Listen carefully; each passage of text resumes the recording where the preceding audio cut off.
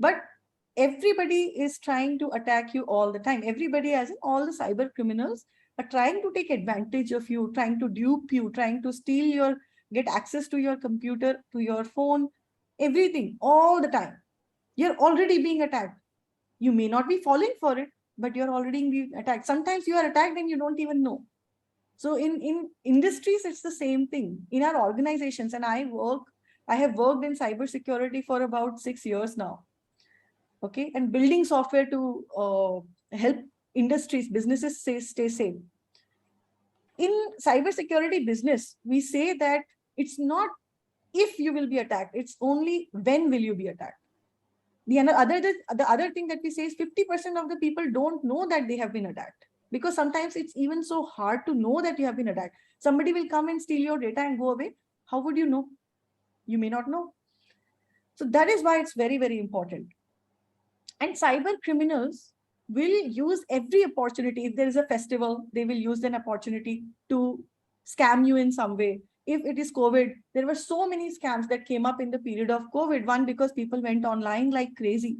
Everything went online. Second, it created so much fear, right? People were selling oxygen tanks online, which were completely fake. People were selling fake vaccines. People were scamming people that there are these free cashback scheme that government has done. If you are a COVID victim, right? Click here, click there. So many scams happen online. So cyber criminals will use every opportunity, every weakness. If you are not informed, they will use that to hack you and to attack you.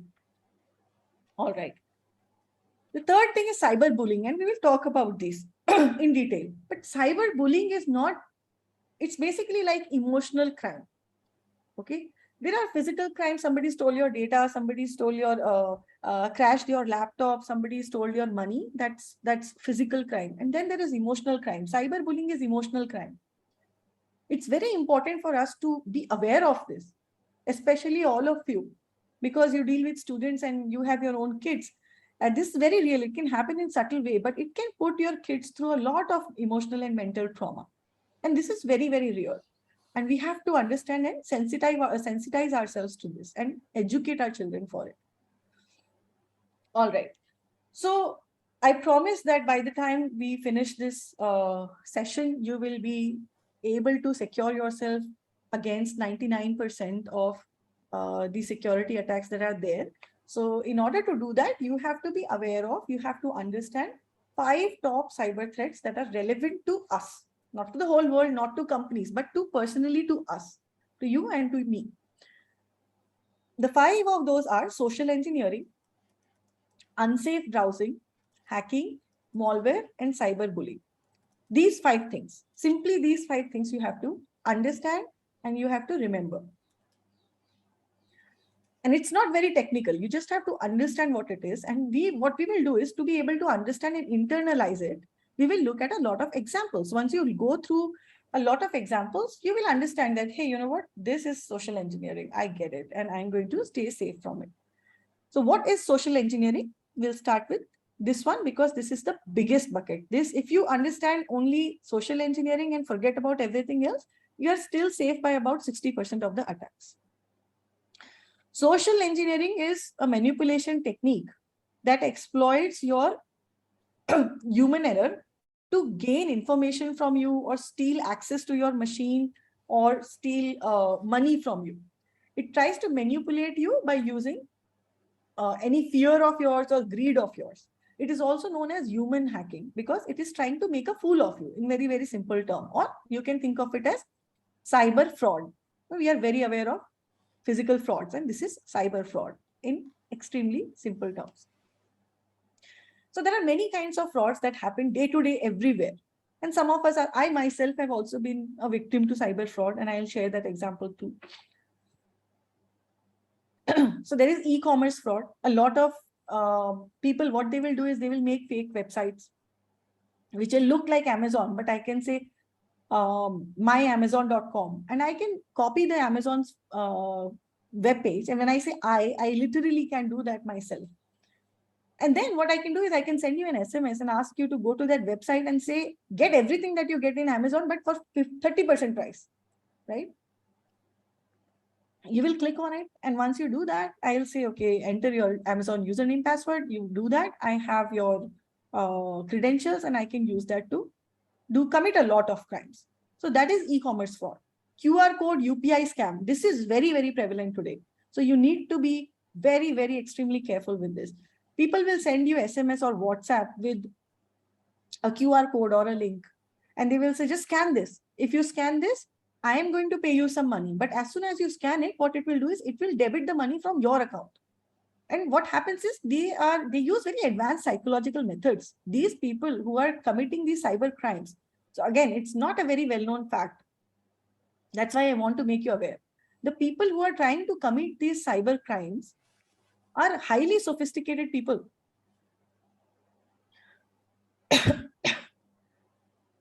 Are highly sophisticated people, and they know what people will fall for. So one of the interesting facts is that when we scan a QR code and it shows that pay the other person, our physically our brain is so hardwired to click on that button immediately. Even before you realize, you would have clicked to it. So what we have to do is we should never click on or scan any QR code or click on any link that is not sent by somebody known. Never. Romance matrimony scams. Again, this, when you go through that phase for, let's say, a cousin of yours or a niece or nephew or daughter or son, you may or may not have faced this, but there are so many matrimony scams that go on. And now, because of these dating apps too, it's a reality. We can't, our kids, sometime in future, they are going to use this. They will fall for this trap. But now there is Tinder, and there are so many, like tens of different kind of dating apps. I don't even know. And matrimony apps too. So many scams go on these apps, which basically will say somebody will pose as a potential boyfriend, girlfriend, or groom or bride, and they will scam you in various different ways, saying that let's buy a flat together. Why don't you transfer 20,000 because I just want to book a flat right now, and then they will be nowhere to be seen. Job scams. People will lure you to say, okay, I'm going to get you like 50 lakh scheme. Here is a 2-month course that you need to do. Pay me 2 lakhs. Once you pay them 2 lakhs, they are gone forever. Right? There is no job. There are so many different kinds of job scams. Customer care scam. One of the simplest things to do. It's so simple. Let's say if you're using Geo Wi-Fi, I'm going to call you and I'll say, sir, I'm calling from Geo customer care, and we are going to have we need to do a software update, because if you don't do this software update, so from tomorrow you will not get Wi-Fi for 1 week. So it's very urgent. We need to do it right now. I can give you a 10-page document. You can do it yourself. Or if you can share your Wi-Fi with me, Wi-Fi username password with me, I'll do it for you. Immediately, a lot of people will actually fall for this and they'll share their username password. Combined with the fact that they will use the same password for 100 other things, right? Immediately, they will be scammed and a lot of damage can be done. Customer care scams are the easiest ones because they are very believable. Okay, so these are different kinds. This is not everything in its entirety, but you get the idea. So somebody asked, is phishing social engineering? Or is social engineering like phishing? Phishing, what is phishing? First, let's learn about that and then I will answer that question. So phishing is a type of social engineering. Social engineering has so many different kinds of attacks. Phishing is the biggest one. So if 60% of the attacks are social engineering attacks, then 90% of social engineering attacks are phishing attacks. What is phishing? Phishing basically came from the term, जैसे हम समुंदर में जाते हैं या नदी में जाते हैं and we want to catch a fish, what we will do is we'll spread a net, or we will sit there with a fishing pole with some bait at the end of it, and we'll wait for some fish to come and we'll catch that fish and kill that fish. It's exactly like that. What scammers do is that they will send these fraudulent emails to a lot of people, or SMS or WhatsApp, and they will just wait for somebody to fall into that trap. As soon as they fall into that trap of clicking on some link, what they will do is they will either make you install some really bad software, malicious software, or they will ask you to go to some website and ask you for credentials, or they will steal your information just by clicking on a link. And we'll see a couple of examples of this. Okay, so WhatsApp scam. This is June 2022, maybe even happening right now. It's a very big scam wherein a lot of people got SMS that here is a lottery from KBC. They use PM Modi's photo. They use Sony Liv's photo. People will completely believe it, right? And when you call, they ask you to call them back to on a number. And when you call them, they will take some money from you. During COVID-19, there were many emails that were claiming that you will get a lottery prize. If you are a COVID-19 victim, please share your information. And people actually shared that information because it was just such a time. It's not that somebody is smart or somebody is not smart. KYC expiry scam. This is one of those customer care kind of scams that I talked about earlier. Somebody will call you and say, you know what, you have to file eKYC and it's expired and your Paytm service will expire. You have to call a number. As soon as you call that number, data will be stolen. Or they'll ask you to send some money. Okay. So this is what is phishing. Now I'll share a personal example. So what happened, and we all go through it. One day I got very angry and I threw my phone. I never get that angry, but one day I did for some reason. And I was careful, but I just threw it at a very wrong angle and my phone broke. I went online, I looked at, Apple, I carry an iPhone. It's very expensive if you have not paid for their free service as an extended warranty. So I searched for, can somebody come at home and take my phone for servicing and give it back to me? Because everybody wants somebody to come at their phone now, home nowadays, right? Thanks to Swiggy and Zomato, nobody wants to go outside. I looked at the first link in Google and I called them. That person came, he gave me a bill and he said that, okay, took my phone, everything works perfectly, he gave it back. Great, no problem. And it only cost me 30% of the amount that Apple Service Center will charge.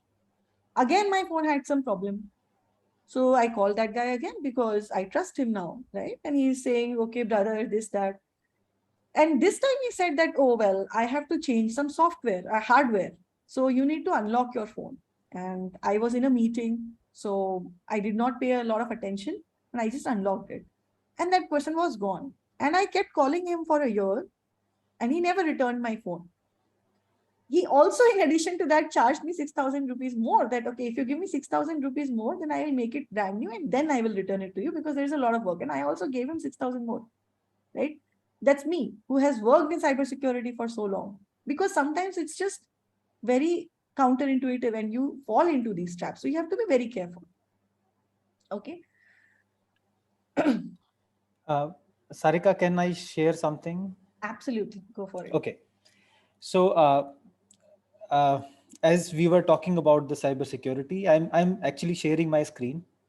So while we were on the break, I opened this website, Times of India. You can see Times of India and see the first news. So this is happening. This is happening with people like us. You can see the screen. Delhi cops bust a network of over 100 Chinese loan apps. And if I open it, these are some softwares which are installed in our mobile phones and people are scamming. This is going on such a scale right now. So I just wanted to share because this was not included in our presentation when we made it yesterday. So it happened and it came like it is a news of 11:14 this morning only. Yes, Sarika, please continue. Absolutely. So thanks for sharing that. And of course, I mean, there are so many scams. I possibly cannot include all of them.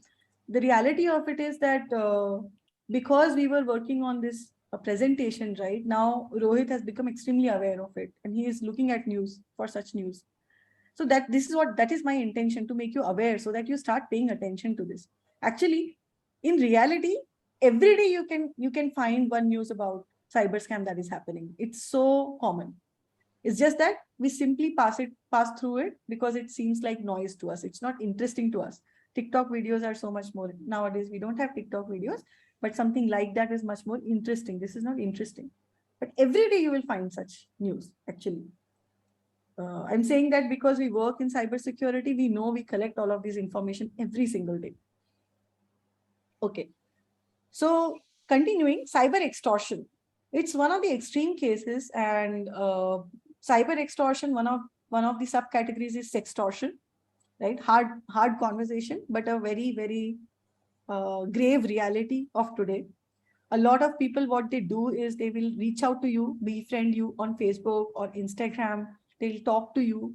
They will make you trust them. They will get you on a video call. They may record some explicit photographs of themselves, also sometimes of you, sometimes, right? As soon as they have anything that they can use uh, to make you fear them, they are going to immediately use to extort you out of a lot of money.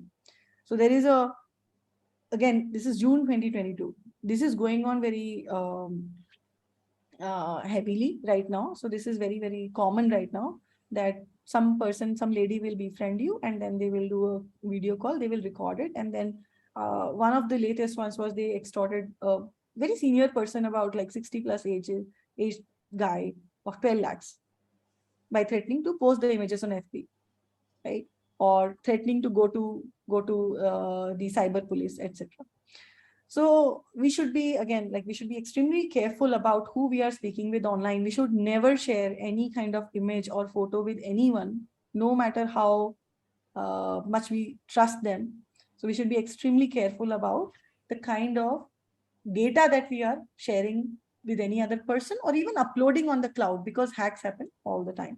Anything that goes in the internet stays there forever. Even if you feel like you have deleted some image from your phone, it can stay there forever.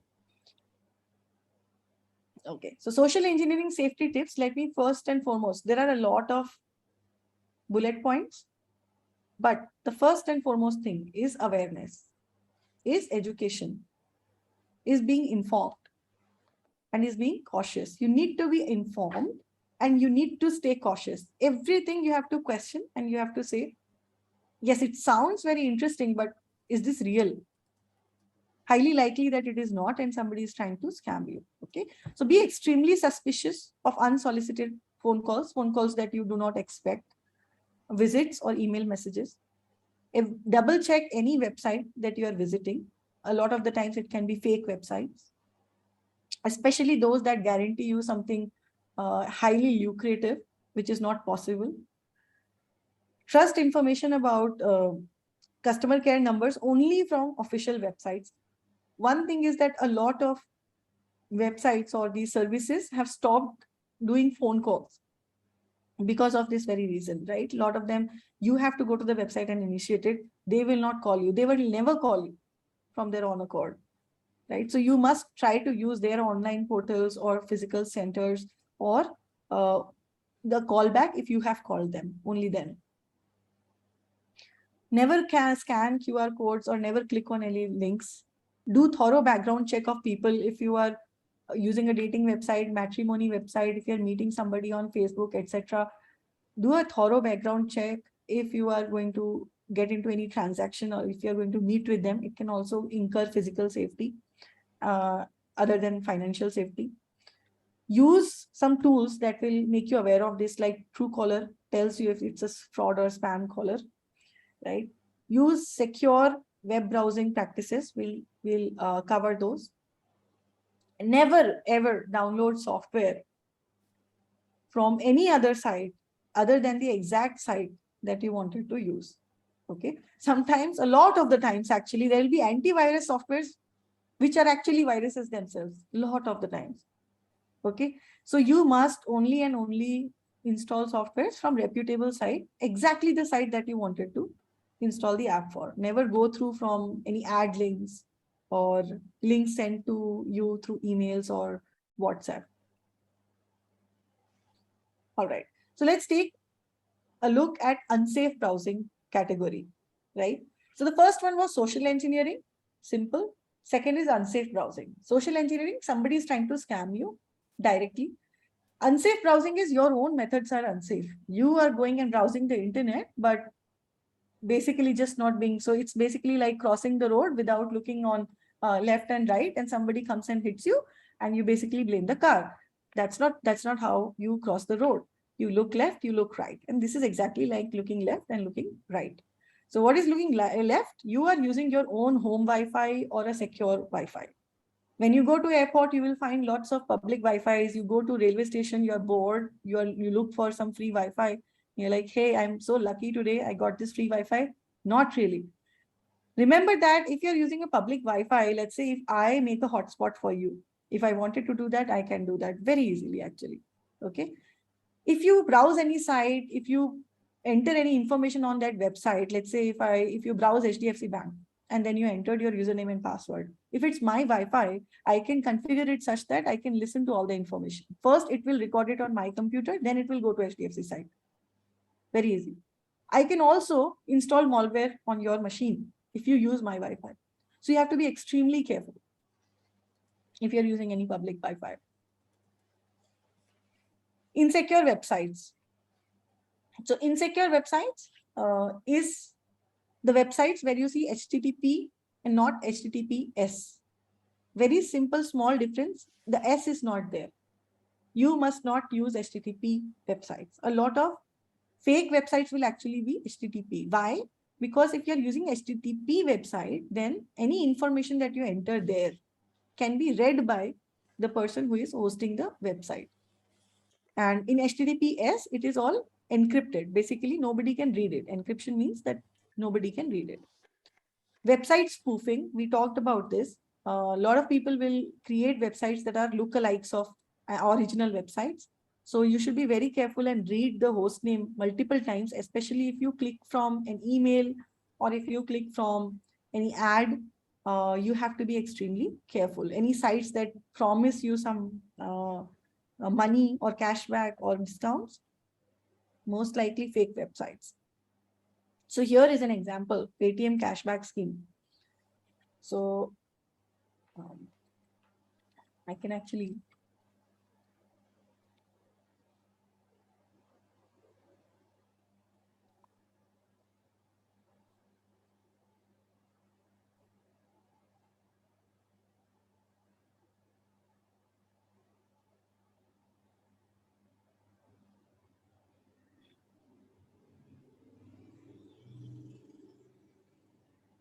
so this was a very, very famous one where the offer would state that they have won 2,000 rupees, right? And it will ask you to go to this website, www.paytmcashback.com. Look at this. This is HTTP first and foremost. Identification factor number one. HTTP should not go there. Paytm cashback looks very legitimate, right? If you go there, it used to look exact. Now it's not there anymore. It used to look exactly like Paytm website, and it will ask you to enter your number and do send cashback. And it will actually deduct money from your Paytm account. Okay. So we covered social engineering. We covered unsafe browsing. So if somebody is trying to scam you, you are going to be aware of it. Unsafe browsing, you are going to look at both sides and then cross the street. So being very careful when browsing the internet. Now, the third thing is hacking. Hacking. What is hacking? Hacking is when somebody gets unauthorized access to your computer or your devices. So computer, phone, your smart watch, your security camera, right? It's not just your computer and your phone. It's not just your computer. Actually, sometimes people think it's only your computer. It's not that. Computer, phone, smartwatch, smart TV, anything can be hacked. Even your Wi-Fi network can be hacked. Okay. And the other category of things are your accounts, online accounts that you make, like your bank accounts, your email, social media. Zoom meetings were being hacked when online learning happened very recently. When COVID hit, everybody went online and you were using Zoom. Zoom meetings were being hacked quite often. Okay. So everything, all of these things that are connected to the internet can be hacked. And how do hackers hack things? So the reason we need to know this is that if we know how they actually hack, we can stay safe from those. Step number one, if you have any software that is not up to date, there are websites that will tell hackers that here is a software, here is the in this version, here are the security loopholes in this software, and here is how you can use it to hack somebody's device. There are many websites which will tell you that, for example, if somebody is using the latest, not an old version of Zoom, you can very easily hack their Zoom IDs. Okay. things like those. So there are news information sites for hackers. So what you need to do, you should always keep all of your software up to date. Second is malicious software or apps installed. So Rohit gave an example right now. Every day there are so many apps on Android Play Store, which will be legitimate apps. And you will think that they are legitimate apps. They will be doing everything from stealing your data, your mobile number, maybe even SMS and call history, maybe even photos, maybe even things that you type on any other app, right? The third thing hackers do is use social engineering. We already looked at what social engineering is. They can also use hacking software tools. So if, let's say, for example, you are using a password like hello123, very easy because you want to remember it. Why should you take the pain of remembering a hard password? There are so many hacking software tools that even a kid can use. If you have a simple password, it can hack it in few minutes, right? And information leaked by websites. Sometimes it's not your mistake. Sometimes the websites that you use will leak a lot of information. I'll give you an example. Aadhaar website, they had very poor security protocols. They have had data leaks multiple times. And at one time, I don't remember the year, maybe 2018, there was a data leak from Aadhaar website, wherein they leaked 1.1 billion records. 1.1 billion records, including our name, our email, not email ID, but our name, birth date, address, everything. So what hackers will do, they will use this, and it was being sold for 500 rupees on WhatsApp. Anybody who had 500 rupees could get the name, phone number, email address of anybody for 1.1 billion people in India, right? Sometimes other websites that you use will leak information, and what you need to do is be aware of it and then change it. Okay. If your system is hacked, what all can they do? They can steal money. They can they can ask you for ransom, right? They can basically disable your machine and then ask you for money to unlock it. They can use it. They will not explicitly do something. They will stay in your computer for a very long time. And then they will steal all the information from your machine, including passwords to other accounts. So they will gain access to more accounts just by getting access to your machine. They will gain access to your banking account, for example. Or they can install malware on your machine, and they can do many things using those malicious softwares or malwares. So I'll take a couple of examples because, again, remote access hack. This is I have written June 2019, but this is also, it happened to one of our friends very recently. Okay, so this is why I included this example. Let's start with WhatsApp hack.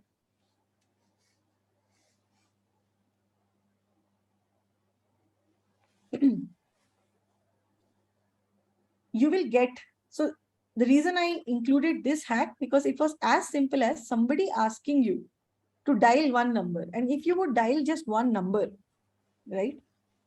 If you dial that number, they will have ownership of your WhatsApp account. As soon as they have ownership of your WhatsApp account, they can do multiple things. One, they can send all of your friends asking for money. They can cause harm to your reputation. So it's very, very risky. Simply by dialing one number, you could lose access to your WhatsApp account. So this was a very, very recent hack. This is May 2022, probably going on still. This was an HDFC Bank scam, where the scammers would call you and ask you, they will pretend to be HDFC Bank customer care personnel, and they will ask you to install a software known as AnyDesk. It's a remote control software, meaning, for example, if you install AnyDesk and you enter a PIN code that I ask you to enter, then I can control everything in your machine. I can also lock you out of that machine. And that's what they would do. And then they would steal all your credit card information. So you can read this through this, because if you read through one news article, you will understand many things about it. Many techniques were involved, and a lot of people fell into this trap.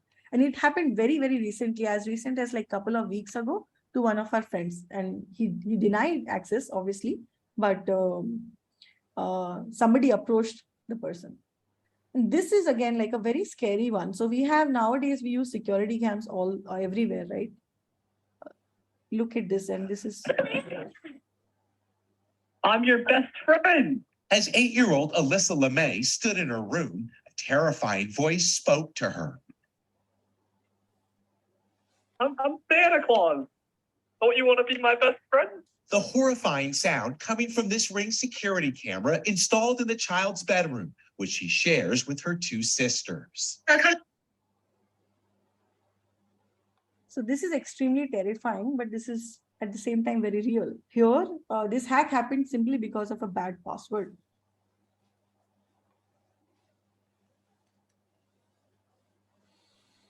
All right. So far we have covered social engineering. We have covered unsafe browsing practices and hacking. And by this time, we are close to very, very close to about 85% of all the hacks that can happen to you. Now, the fourth category is malwares. We'll go into it, but maybe let's take a 1-minute break. I'll grab some quick water and then I'll be right back with you.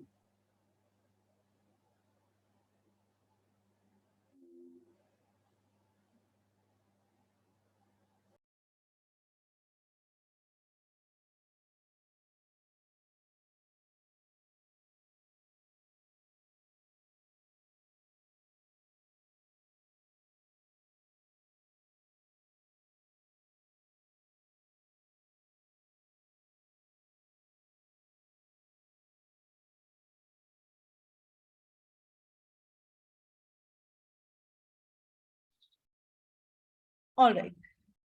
So I know this is a lot of information, but hopefully you are all with me because I'm adding a lot of examples which are happening to us day to day. Maybe you can relate it with something that has happened to you. All right. So malwares, this is a completely separate category. Generally, if somebody can use social engineering techniques or they can hack your computer to then insert malware. What is malware? It's simply a malicious software. So the first 3 letters of malicious and the last 5 letters of softwares. It's malicious softwares is malware. So nothing very technical here. There are various different kinds of malwares and we will go through few of them. The reason we have to go through and understand these is because each one of them is risky in a different way. So you need to be aware of these. But before we do that, let me show you a quick demo.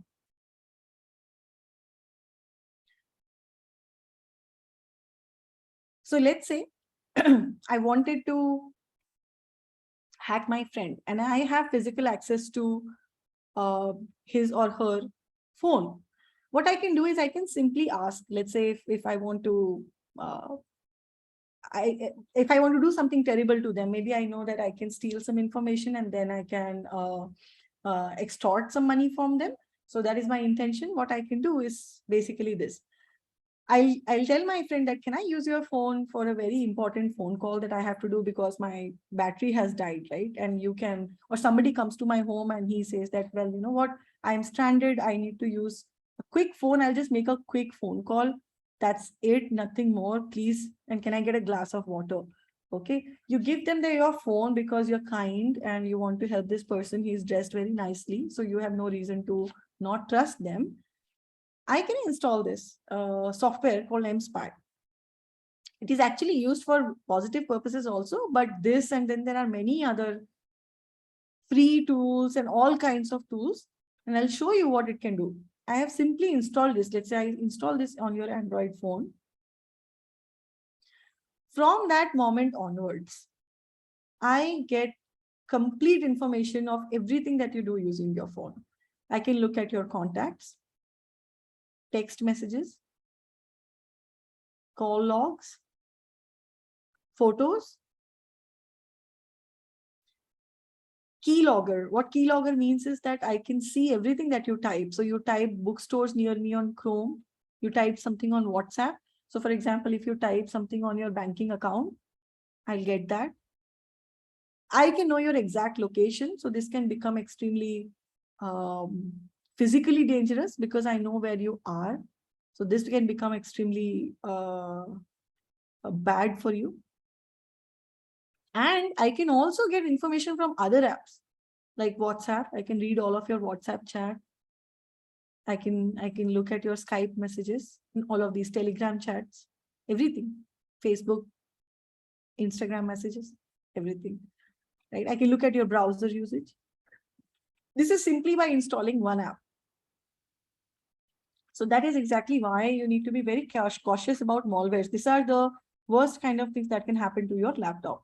So what are the top kinds of malwares that are there? One is virus. This has become outdated. A lot of if you have a good antivirus on your machine, you should be free from viruses unless you don't go on some website and install it yourself.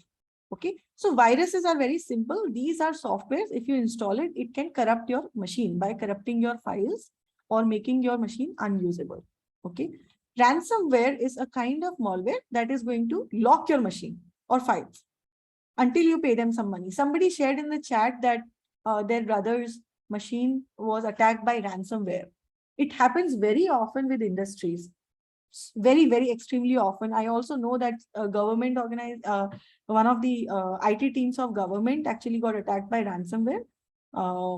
And it actually happens quite often. And people pay money because even without the guarantee that they will open it, but there is no other way out. Spyware keylogger, mspy that we saw is an example of spyware. So it's very self-explanatory. If I install it, I can see all the information that is happening and information that you store on your computer. Scareware are simple things. They are not extremely sophisticated software. It will simply, let's say, show you a pop-up that, and it's very effective. Although, let's say I will show a full screen saying you were viewing bad photos and I'm going to report you to, I'm contacting you from Delhi police, file this fine right now. A lot of people actually fall for it and they will fill the fine. Remote access malware.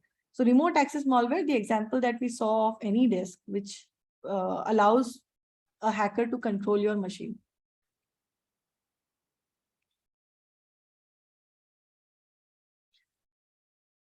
Okay, so what does malware do? We already talked about it. It can do a variety of things. It can make your machine unusable.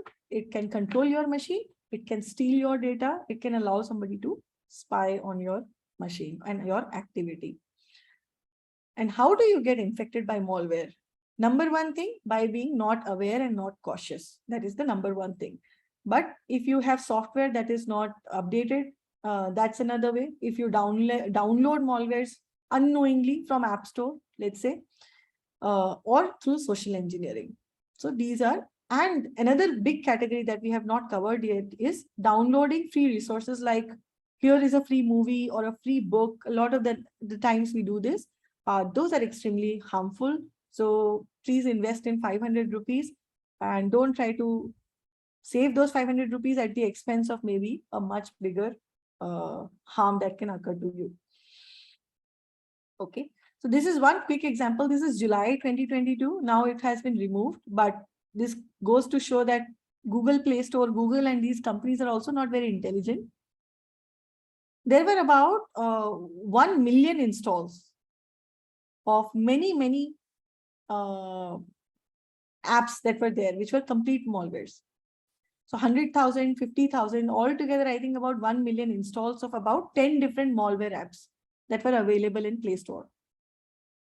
Right? So these kind of news, you have to remember. So Utune, a lot of people actually installed this, and what it was doing is it was sending all the data that you all the data that you have on your machine to your hacker or to the creator of this app.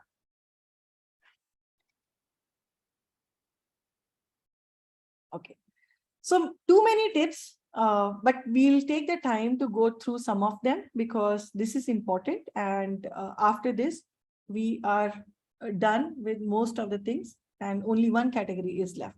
So please stay with me and we'll cover very quickly what are the do's, don'ts, and how should you safeguard your passwords. So step number one, be cautious of social engineering. By now, we have looked at enough examples. So hopefully we should be able to identify any social engineering attacks happening against you. Follow password best practices. Password hacking is the easiest kind of hacking out there. So you need to ensure that you follow the password best practices. Install apps only from official app stores. And even then be very careful that you're not installing any random app Only install useful apps. Definitely monitor apps installed by your kids, because kids sometimes, I have seen my nieces and nephews, they install about like 5 or 10 apps every single day. They will give all the permissions that apps ask for. You need to check thoroughly what permissions apps are asking for. You must not give them permissions to look at your SMS and call logs and photos. Those are exceptional cases. Only in exceptional cases, you should give permissions to the apps. Keep your software and apps updated, have an antivirus, and keep your firewall on. Firewall basically filters out all bad data that will come through internet to you. And report any malicious app or person or any issue on the platform where the incident occurred, so that others will not get affected from it. Usually every platform will have a report button. Okay. Password best practices are very simple. Do not use hello, 1, 2, 3. No, not at all. Password, this, that, don't use simple things as passwords. Use a combination of letters, symbols, and numbers. Make a hard password and use different passwords for different sites, because sometimes companies will leak your data. And if they leak data of one password, which can be bought for just hundreds of rupees on dark web or certain websites nowadays, even on WhatsApp and Telegram, I can use that same combination in different websites and I will get access to a lot of different accounts of yours. Do not share your password with anyone, including your OTPs. You should never manually share or write it down somewhere. You can use password managers if you have trouble remembering your password. Change your password from time to time and use multi-factor authentication. What is multi-factor authentication? Multi-factor authentication is where you first enter your password and then, for example, it will send your OTP also on your phone and only then allow you. So that is known as two-factor authentication, meaning you have to enter a password from 2 different places. Only then you are able to log in. So for your bank accounts and such, definitely you have to use multi-factor authentication. If your password is leaked, still somebody will not be able to get into it. Don'ts are never download apps from suspicious links or websites. Do not fall for social engineering traps or scareware. Okay. Do not click on links or attachments in email, SMS, and WhatsApp. I know I'm being repetitive, but that's very intentional so that this is simply stuck in your mind. Never share your account information with anybody. And never visit insecure or suspicious websites. We already covered this, but you must remember all of this.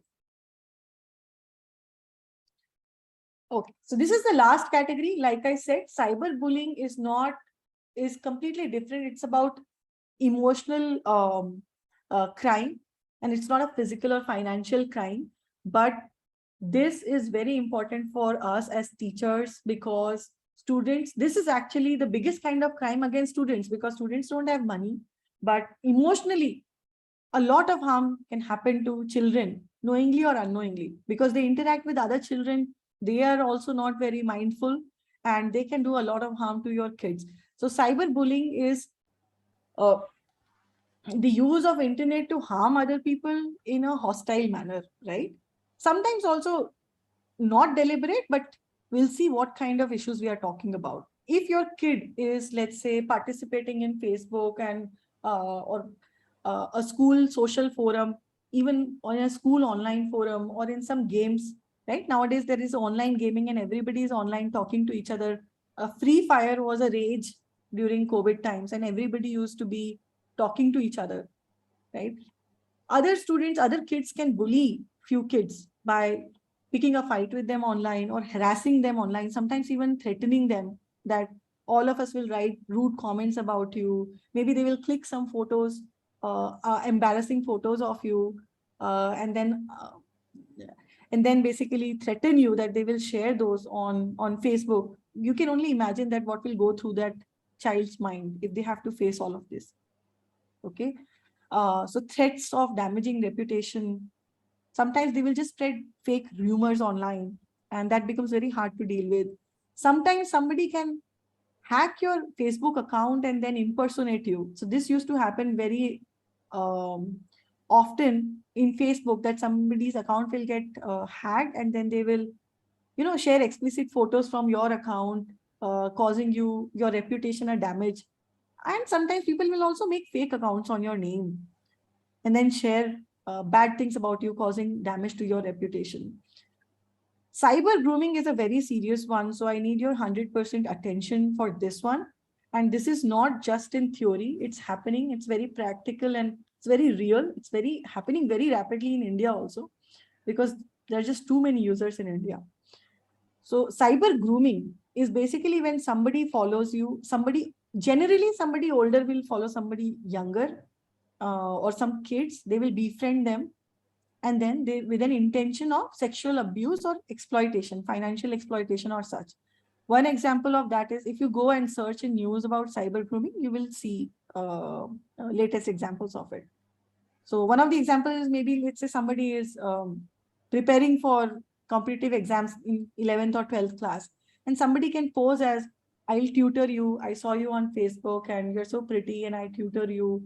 And they will try to find kids who are emotionally in a stressful place, and they will try to comfort them, and then they will ask for maybe pictures, or they'll ask to meet up, and that can become very risky very, very quickly.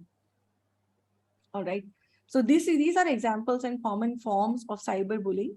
What we need to do is we need to see the signs of cyberbullying in our kids or students, and make them educated and aware of all of this, because that's the only way we can deal with this. We can't be tracking them all the time. We need to educate them, right? Here is a list of cyber safety tips and tricks for kids. What kids can do, what can you teach to your kids, and what you can do as parents. Okay, so to your kids, you need to train them and educate them about all the things that we learned in a simple manner. So you can teach at least these 10 things you must share with them. And for parents, I will not talk about each of these bullet points, but I will share one important hack. There are monitoring apps that are available on Android phones and iPhone phones, where that you can install on your child's phone. There are parental control apps which will allow you to monitor them, what activity they are doing on their browser, Facebook, WhatsApp, how much time they are spending on which phone, who are they talking to, and you can also set time limits, right? So there is screen time you can set. These are important things that you should become aware of, even if you don't use them actively, that these kind of tools are there. You should use safe search in different softwares. Almost a lot of softwares will have child control enabled. So it will not show child unfriendly content, especially in Google search. You should have safe search enabled. So Google will filter out inappropriate content. These are few learning resources for kids. Some of these are game-based that will help kids to learn it in a very fun way, which you can actually do the activity with them. And to end the session, I wanted to also put the resources together to inform you about what are the cyber laws in India. Almost everything that we covered is a criminal offense in India, first and foremost. To report it is very simple. You can go and report it online right away. And here is a full document that will give you step-by-step instructions on how to install. There is also a quick helpline number to report cybercrime. All right, that's it. Thank you. I did not do a lot of activities because I wanted to keep it short, but there are some activities that are part of this presentation that you can try at home yourself when we share the presentation with you. All right, thank you. Now we are open for Q&A session. If you want to ask anything, discuss anything, you are more than welcome to do so. And after your Q&A session ends, we will be sending all the PPTs, extra PPTs, some more resources, the recording links, everything on the email ID which you have filled. And Sarika, I think you should also give some information about the next workshop, that is Scratch Junior we will be conducting.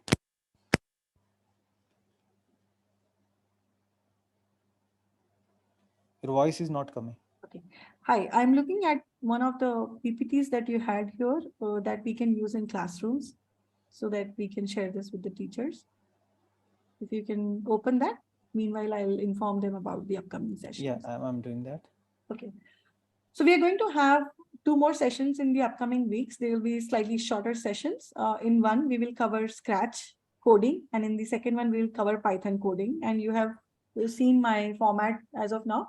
So we'll cover technical content also, but we'll do hands-on activity. So both of the coding, block-based coding on Scratch and Python coding is going to be extremely hands-on, and we will cover all the basics. And I do not expect any familiarity with either one of them. So the next session on Scratch is on next Sunday, and the Python session is on next Sunday. And we will also send the information on your email and WhatsApp.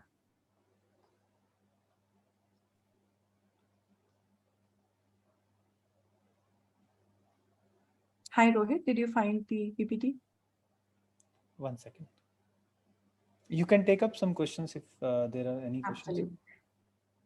Absolutely. So if there are any questions, please feel free to share them. I can take up your questions.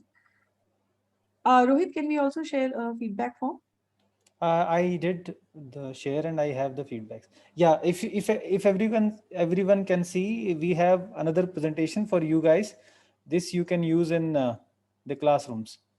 There will be some more presentations like this. We will be sharing these with you.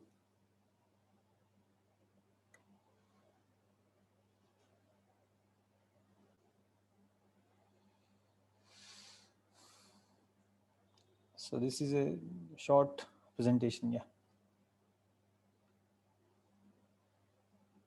All right, everyone. Thank you so much for joining us, and hopefully we'll see you next weekend again. Thank you. Yeah, thank you. Have a great day. Thanks for enjoy your Sunday. Thank you so much.